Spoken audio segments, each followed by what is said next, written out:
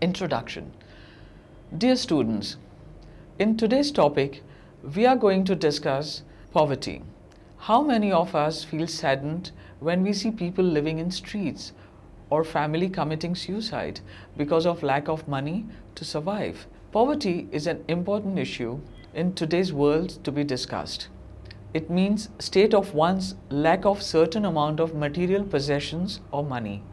It is also meant as denial of choices and opportunities, a violation of human dignity.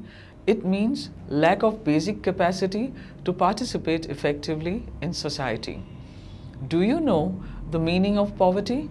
It means not having enough to feed and clothe a family, not having a school or clinic, not having the land to grow one's food or job to earn one's living, not having access to credit. It means insecurity, powerlessness, and leaving out of individuals, households, and communities.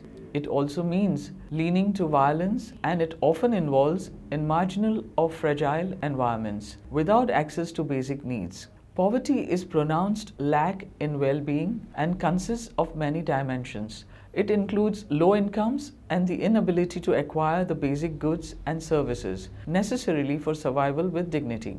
Let us learn about two types of standards that are common in poverty. They are called absolute and relative. Absolute poverty refers to the lack of basic human needs, which includes food, water, sanitation, clothing, shelter, healthcare, and education. Relative poverty is defined in context as economic inequality in the society. If we see developing nations like India, the issue of poverty is more profound due to the lack of governmental funds. India is the second world's largest population. 35 to 40% people of its population are below poverty line. 75% of them are from rural area. According to 2010 data from the United Nations Development Programme, an estimated 29.8% of Indians live below the country's national poverty line. Causes of poverty. Now let's discuss about causes of poverty. It is difficult to separate the causes of poverty from the effects. Poverty is associated with various economic social ills. The cause of poverty in India is due to the following reasons: caste system, colonial rule, the economic policies, the dependence on agriculture, higher population growth. Caste system. Now let's learn about caste system. It means exploitation of high-ranking groups by prosperous high-ranking groups. Caste system is there in Indian society from olden days. In India, high-ranking property owners from the dominant class hold the land, who exploit the low-ranking landlords, laborers, and poor artisans economically. Dalits are considered to be poor and unemployed. Number of low-caste, scheduled tribe, and backward communities are facing discrimination for many centuries. The economic liberalization has helped just some elite and left behind the poor, particularly the lowest Hindu caste called Dalits. Scheduled caste, that is, low-ranking groups, and all other castes, that is, high-ranking groups, either do not own land or own very small land area, who are only capable of producing less than $1,000 per year of food and income per household. Colonial rule. Now let's speak about colonial rule. Indians enjoyed richness during the Hindu and Mughal period. Jawaharlal Nehru in a statement had said, "A significant fact which stand out is that the parts of India which have been longest under the British rule are the poorest today." The colonial privatization, regulations, tariffs or manufactured Indian goods and taxes deindustrialized Indian economy. British policies in India made the situation worse weather conditions to lead to mass food crisis. It leads to 30 to 60 million deaths from starvation in Indian colonies. Community grain banks were forcibly closed. Land was changed from local food consumption to cotton, opium, tea and grain for export. The economic policies of India, License Raj, helped to set up and run business in India between 1947 and 1990. The License Raj was a result of India's decision to have a planned economy where all aspects of the economy are controlled by the state and licenses were given to a select few. Corruption was main drawback in the system. India had started out in the 1950s with high growth rates, openness to trade and foreign investment, a promotional state, social expenditure, awareness, and macro stability. This came to an end the 1980s with low growth rates, closure to trade and investment, a license-obsessed, restrictive state license Raj, inability to maintain social expenditures and macro instability, which led to economic crisis. Let's see the rural economy in India. The level of inequality has gone up and hunger in India has reached its highest level. The rural economies across India have collapsed or on the verge of collapse due to the neoliberal policies of the Government of India since the 1990s. Suicide of farmers in India from 97 to 2007 totaled close to 200,000. Debt is the main reason for these suicides. Dependence on agriculture. Majority of the population depends on agriculture in India. Floods and famine destroy the livelihood of farmers, which will lead to scarcity. This is surplus of labor in agriculture. Farmers are large vote banks and hence they can use their votes and restrict the allocation of their lands for higher income industrial projects. The services and industries have grown 2 times in number, whereas agriculture has dropped from 4.8% to 2%. At present, the farm incomes have reduced. Hunger has grown very fast. Public investment in agriculture is reduced to a greater extent. Employment has become a problem. Non-farm employment has stagnated. Millions of people started moving towards towns and cities for searching jobs. Over 85% of rural households are without lands, sub-marginal or small farmers. Nothing has happened in recent years which have changed that situation for the better. The situation has worsened much more due to various reasons.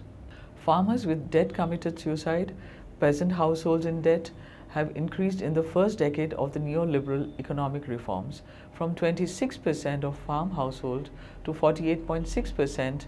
Meanwhile, India kept reducing investment in agriculture. Life became miserable for small farmers. High population growth, high growth in population, or could be one of the major causes of poverty. High population growth leads to unemployment, lower economic growth, inflation and poverty.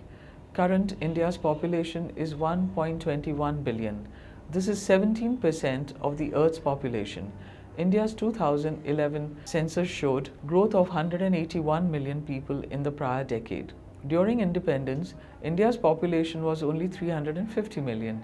Since independence, the population of India has increased 3 times. In 1950, India's total fertility rate was approximately 6 children per woman. Since 1952, India has worked to control its population growth. In 1983, the goal of the country's national health policy to have replacement value total fertility rate of 2.1 by the year 2000. As the total fertility rate in India remains at the higher number of 2.8, that goal was achieved. Due to huge population, economic problems have developed.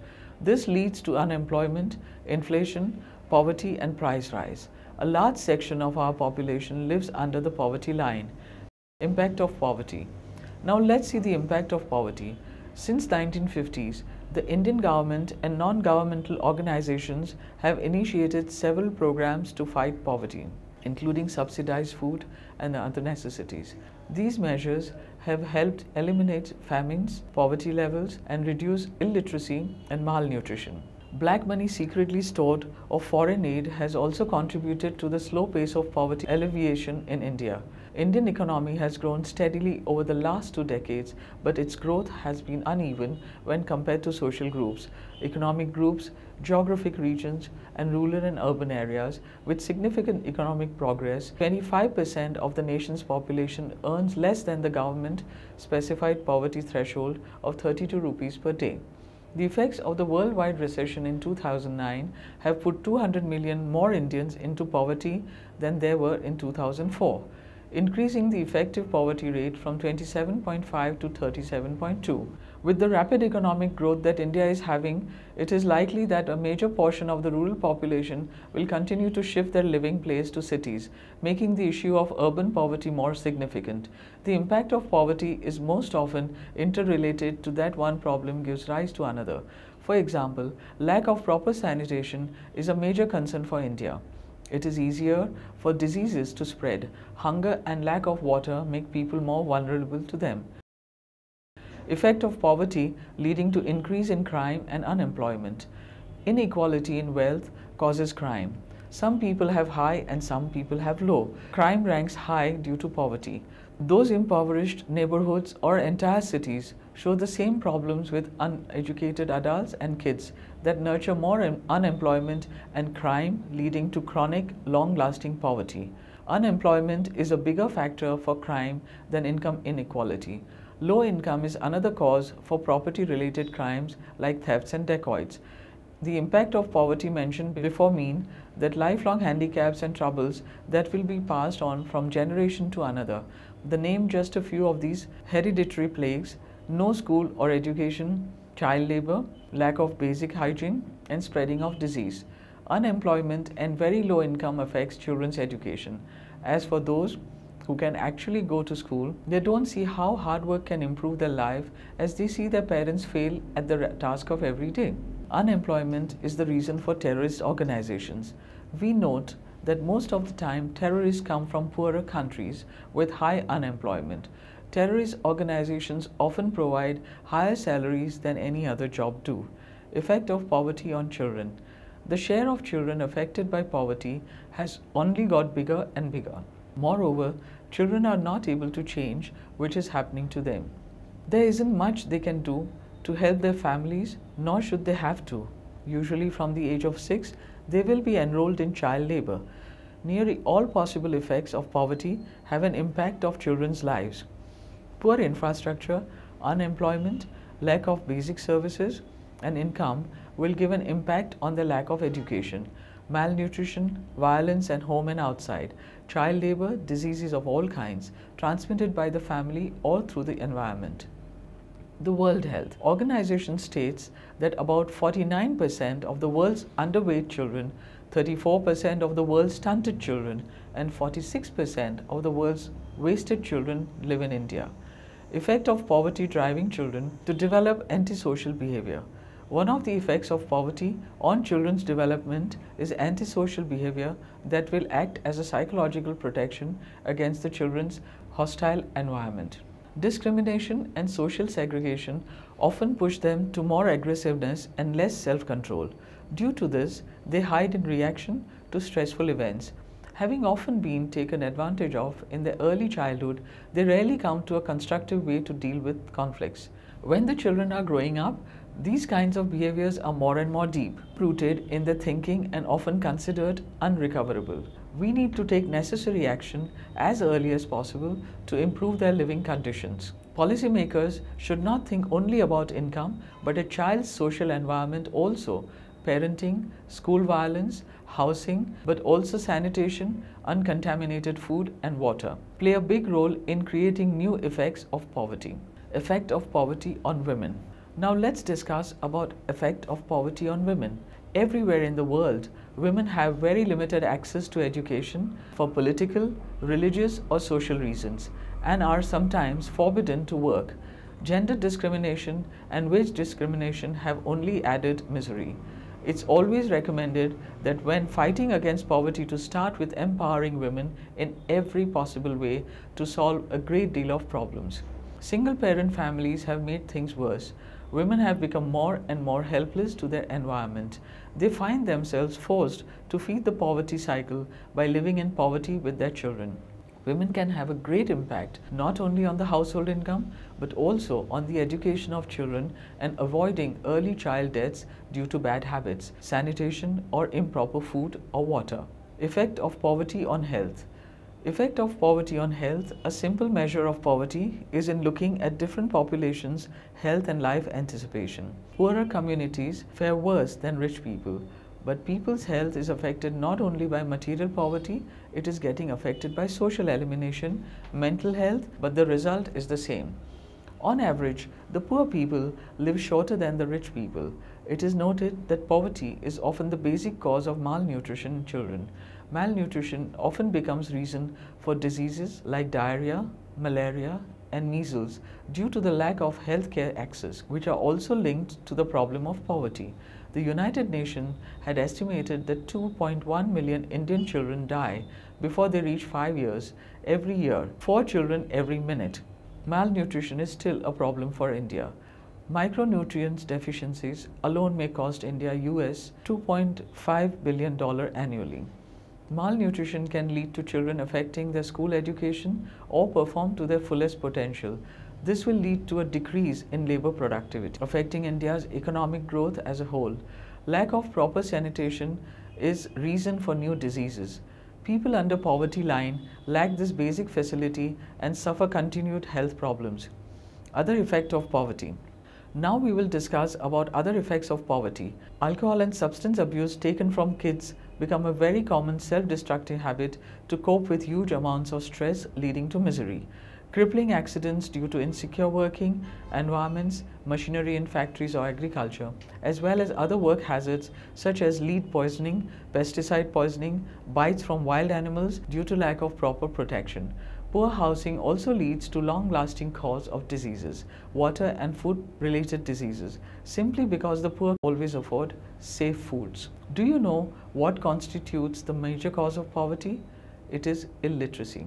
It is really very painful that after more than 60 years of independence, about 1/4 of our population are still illiterate.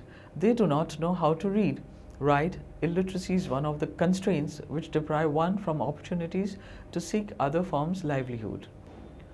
Efforts to reduce poverty. A nation-building effort should shift from nationalism to uniting people around a society that represent and act according to a common set of values. In particular, it should be a society that nurtures an environment that will enable all of its citizens to best use of develop new skills, to best express their potential and participate in the development of the society. If we need to eradicate poverty from India, it is only a long-term goal. Poverty alleviation is to make better progress in the coming years, that is, in the next 50 years than in the past, as a trickle-down effect of the growing middle class. Increasing stress on education, reservation in government jobs, and the increasing empowerment of women and the financially weaker sections of society are also expected to contribute to increase the poverty. It is incorrect to say that all poverty education programs have failed. The growth of the middle class, which was virtually non-existent when India became a free nation in August 1947, indicates that economic prosperity has indeed been very impressive in India, but the distribution of wealth is not at all even. Since the early 1950s, government has initiated, sustained and refined various schemes to help the poor to have self-sufficient in food production. The most important initiative has been the supply of basic commodities, particularly food, at cheap prices, available throughout the country, as the poor spend about 80% of their income on food. The schemes have, however, not been very successful because the rate of poverty reduction lags behind the rapid population growth rate. Government policies are encouraging the farmers to switch to cash crops instead of traditional food crops, which has resulted in an extraordinary increase in farm input costs. While market forces determine the price of the cash crop, a disproportionately large number of affected farm suicide have occurred with cash crops, because with food crops such as rice, even if the price falls, there is food left to survive on. The Indian government started the Integrated Childhood Development Service (CDS) in 1975 to fight malnutrition. ICDS is the world's largest child development program, but its effects are very less. The program failed to focus on children under 3. The group should receive the most help from the ICDS. Most growth retardation would develop during the age of 2 and are mostly irreversible. With the lack of help, the chances that newborn babies are unable to develop fully would be higher. Conclusion. So, you have learned a lot about poverty. Poverty is a very dangerous in the entire country. In the end, poverty is a major cause of social tension and threatens to divide a nation because of the issue of inequalities, in particular income inequality. This happens when wealth in a country is poorly distributed among its citizens. Indian government has vigorously started agricultural land ceiling law. It prohibits anyone from owning land greater than mandated limits. India has used this law to forcibly acquire land from some and then redistribute them for millions of acres to the landless and poor of the low caste. In some states, these laws have not met the expectations. Economic exploitation and consequent land redistribution within India between 1950 and 1990 had no effect on the quality of life and poverty reduction. Instead, economic reforms since 1990s and resultant opportunities for non-agricultural jobs have reduced poverty and increased per capita income for all segments of Indian society. It's sort of an unforeseen effect of poverty on people's minds or mental resistance to change. Stabilizing and empowering political institutions is therefore important for fighting against the consequence of poverty. It is time now that we stand together and take action to eliminate poverty.